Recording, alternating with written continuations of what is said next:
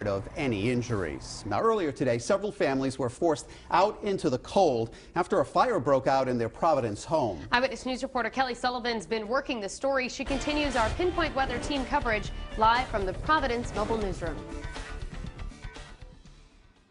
When it's this cold outside, everyone, of course, tries to stay warm inside. But when additional heat sources are used improperly, like space heaters or fireplaces, well, that's when firefighters are called in to help. When the temperatures drop, the fire calls go up. Supplemental heating systems, overheated wood stoves, improperly operating furnaces, those kinds of things tend to surface in this type of weather. Wednesday afternoon, Providence fire crews responded to this triple-decker on Mount Pleasant Ave for a fire on the 3rd floor. Firefighters got it under control quickly, but the damage was done.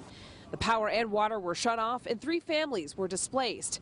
And in these frigid temperatures, the Red Cross was on scene making sure the 5 adults and 3 children had a warm place to stay. It's a time of year we're always stretched thin. Senior Director of Emergency Services Elizabeth McDonald says the Red Cross assisted with 5 fires in just the last week.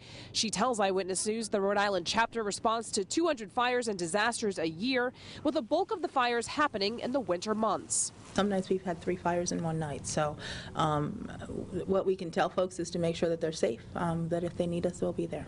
The Red Cross and fire crews ask residents to use heating systems safely because after responding to an emergency in these wintry conditions, crews also need to make it back safely.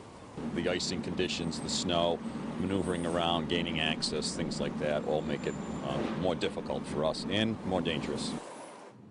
Now, the cause of that fire remains under investigation, but the fire department and Red Cross want to make sure that residents are not overloading their electrical systems with heaters and also making sure that everything does work properly before using it for long periods of time.